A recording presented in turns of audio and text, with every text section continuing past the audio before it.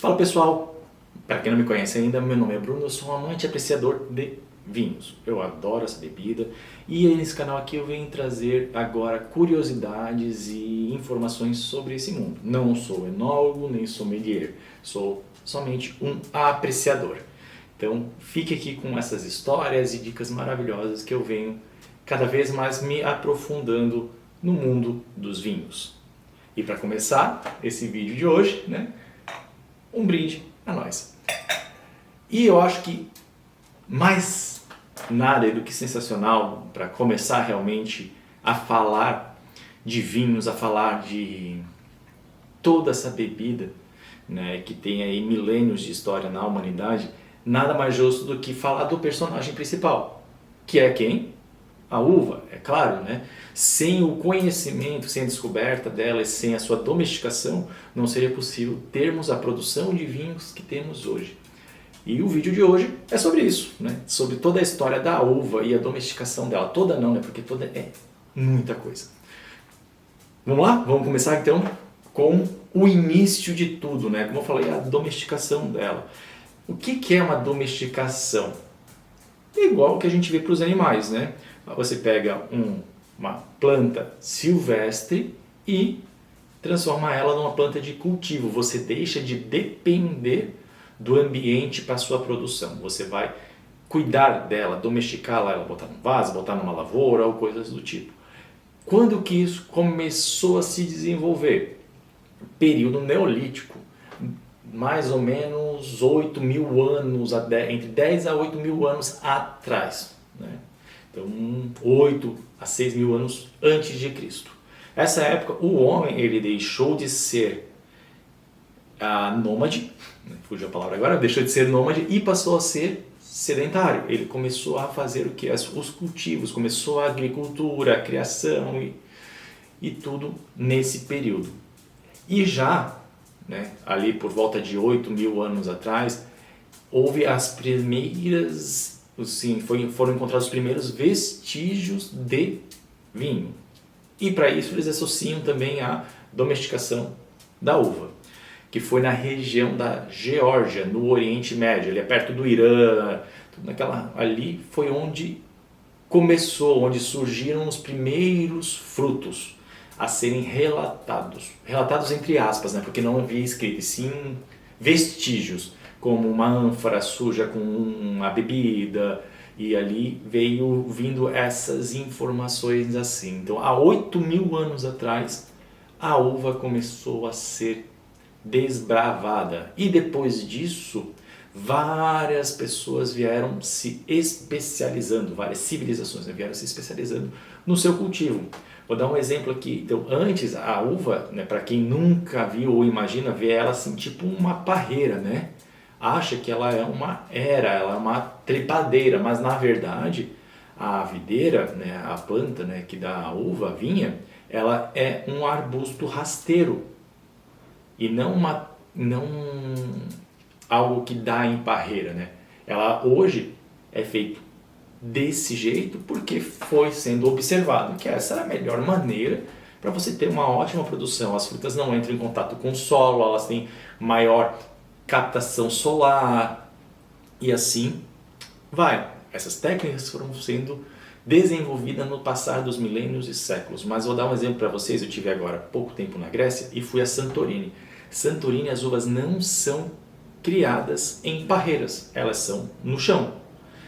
Eu vou até localizar as fotos e os vídeos aqui e vou botar aqui para vocês verem um exemplo de como que é e como que deveria ser o início da formação das uvas.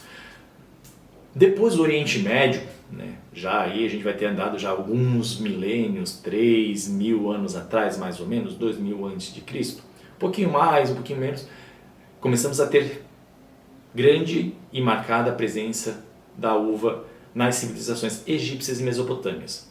Então, depois do Oriente Médio, essa fruta ela vai descendo e vindo para a região africana, ali bem na beira do Mediterrâneo.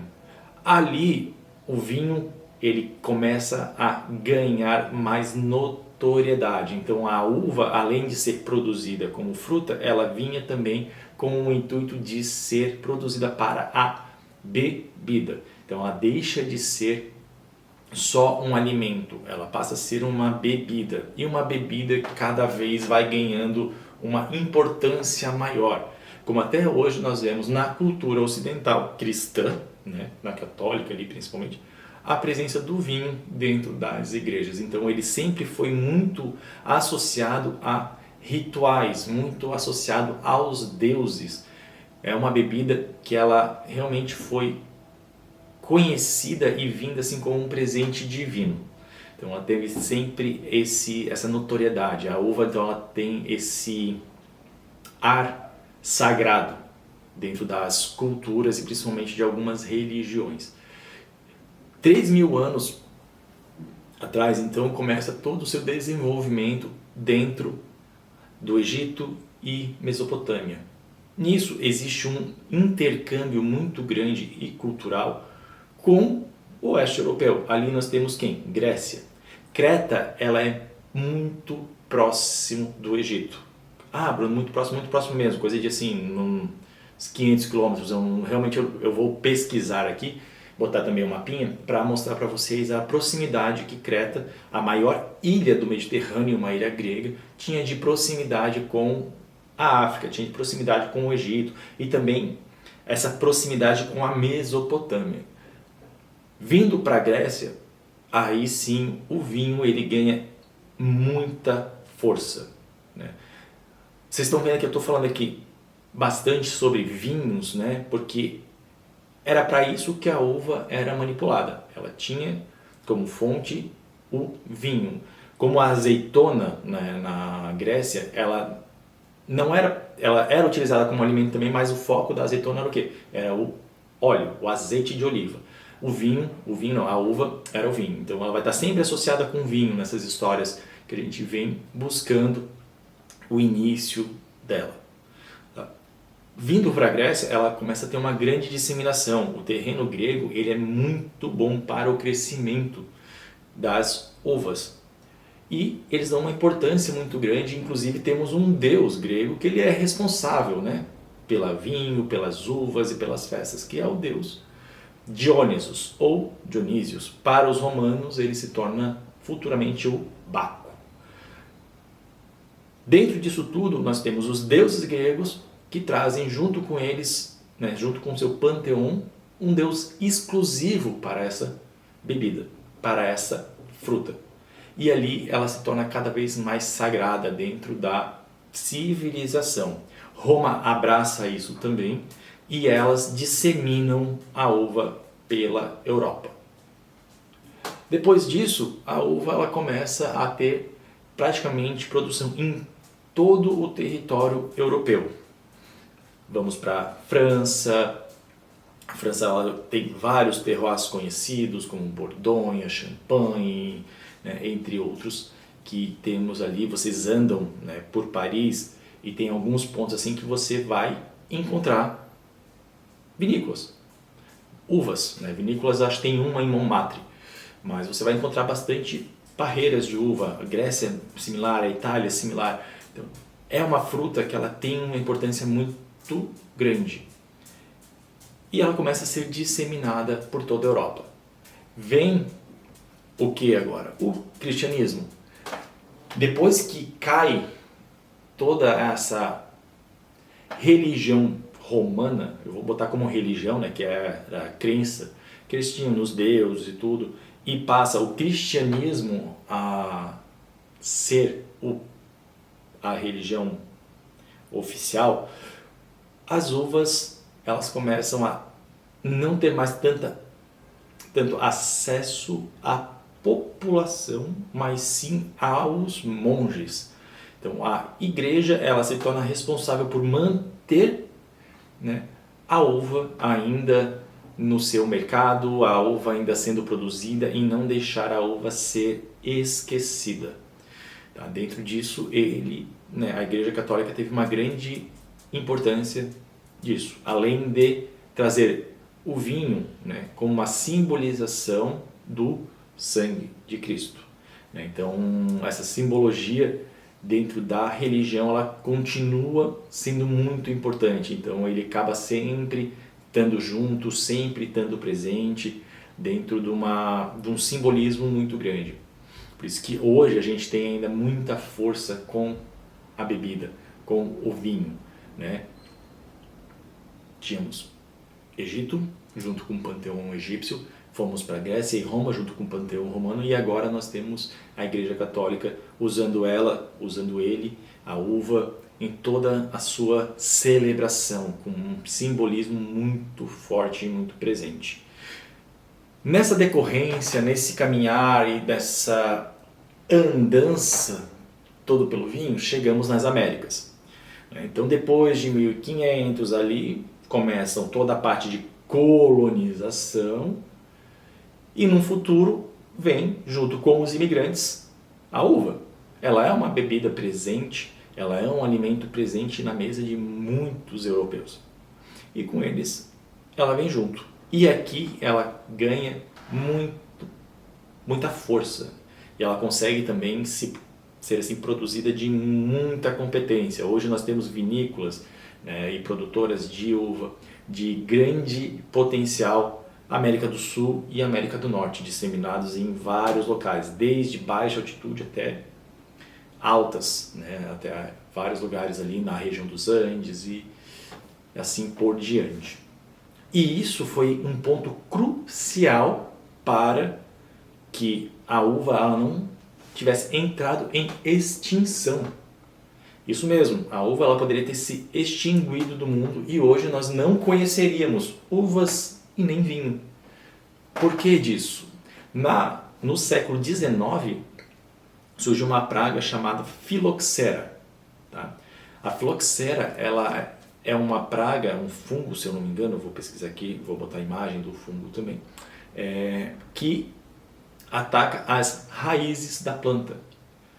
E a raiz, né, para quem tem um conhecimento mínimo assim de botânica e biologia, ou já viu uma planta na vida, sabe que é por onde ela faz toda a absorção dos seus nutrientes. Destruindo a raiz, nós temos uma destruição da planta, ou danificando ela, fazendo com que ela não consiga absorver nem um mínimo de nutrientes, nós temos então uma planta fraca e que ela acaba se deteriorando com o passar do tempo e morrendo. Então, todas as vinhas europeias foram sendo disseminadas pela filoxera. Entra um desespero, entra uma grande preocupação, inclusive para as produções da América, porque essa doença é uma doença do qual não se tinha controle na época. Hoje já existe um controle maior. Só que o que aconteceu? Viram que as vinhas nascidas e criadas aqui nas Américas eram resistentes à filoxera. Então levaram as plantas daqui para a Europa para enxertar, né, as classificações de lá. Hoje é difícil você encontrar, né, plantas muito antigas na Europa, porque a filoxera acabou matando muitas delas. Então você vai ter videiras centenárias lá, sim, mas muito mais que isso é difícil. Com exceção de um país que eu já comentei e de algo que realmente foi sensacional para eles, que foi a Grécia. Várias ilhas gregas não tiveram problema com a filoxera e eles tiveram um controle muito grande para que essa praga não entrasse lá também. Um grande exemplo é Santorini. Santorini ela é muito tradicional e hoje produz os melhores vinhos gregos. A produção deles é uma produção muito forte, muito boa. Eles têm um terroir completamente diferente de toda a Europa, de todo o mundo, imagino eu, porque nós estamos falando de uma terra vulcânica. E lá, eu vou fazer um vídeo só sobre Santorini, tá, gente? Então pode ficar tranquilo, porque aqui as informações vão ficar meio soltas e meio perdidas. Mas lá, a terra, se não me engano, não tem sódio e nem potássio. Então são dois minerais que a gente encontra em todo lugar. Lá não tem. As plantas vivem super bem, não é feita a reposição. E isso dá também um sabor diferenciado nos vinhos de Santorini. Tá? A vinícola que eu visitei lá foi a Ágero. Ela é muito tradicional, ela tem mais de 300 anos e tem vinhas bastante antigas, né? E livre da fluxeira, então todo o vinho da ilha ele é orgânico, não há necessidade de se preocupar com esse cuidado, né? É claro que, como eu falei, eles fazem todo um manejo para que não venha a praga para lá também, porque se chegar a fluxeira nas ilhas gregas, vai disseminar realmente todas as plantas, isso não seria legal. Mas a fluxeira foi um ponto muito importante, muito importante mesmo. Inclusive, né, uma das garrafas dos vinhos mais tradicionais da Catena, ali da Argentina, traz esse simbolismo na sua garrafa, né? Eu vou pegar ela aqui para mostrar para vocês.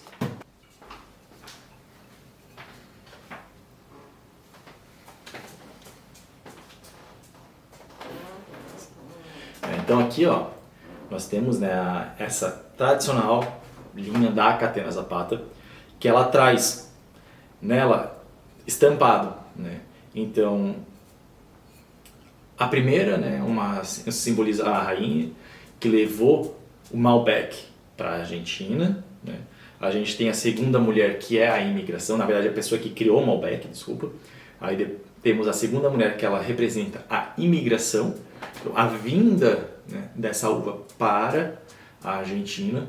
Aqui no meio nós temos uma mulher simbolizando a morte, né? Ela é um esqueleto aqui, ela está realmente desnutrida. Essa aqui ela simboliza a filoxera, então a praga que atingiu todas as vinhas na parte da Europa, quase dizimando, né, a variedade Malbec. E no final tem, é claro, né, uma das donas, né, que é a bodega, né, simbolizando uma das donas da bodega, Catena Zapata. Então esse vinho aqui ele trouxe, né, no rótulo esse histórico, né, também mostrando o quanto foi importante essa praga, né, dentro da cultura vitivinícola. Então a gente teve quase que realmente uma perda do vinho. Depois disso, né, passado isso e vindo a recuperação, as uvas elas foram cada vez ficando mais comuns, mais fortes. Hoje você pode ter na sua casa uma planta, né, ter ali a sua própria produção de forma fácil, plantas enxertadas com uma produção ativa já de uvas e com grande disseminação e grande alerta, né? E hoje nós temos a produção, né, de uvas em praticamente todos os continentes, né? Claro que a gente tem um continente ártico que lá nada é produzido, mas onde existe um povoado, onde existe pessoas que vivem ali, existe também uma produção de uva. Então a gente tem essa disseminação por todos os continentes e ela ganhou amplamente o mercado. Então você vai conseguir hoje viajar para praticamente quase todo o país e ter ali a uva local e ter ali um vinho local e conhecer essa cultura sobre essa fruta que no início era pequena, com uma casca grossa e com pouca polpa, e hoje a gente tem essa uva maravilhosa, né, depois de, claro, muita seleção, muita produção, muito melhoramento genético,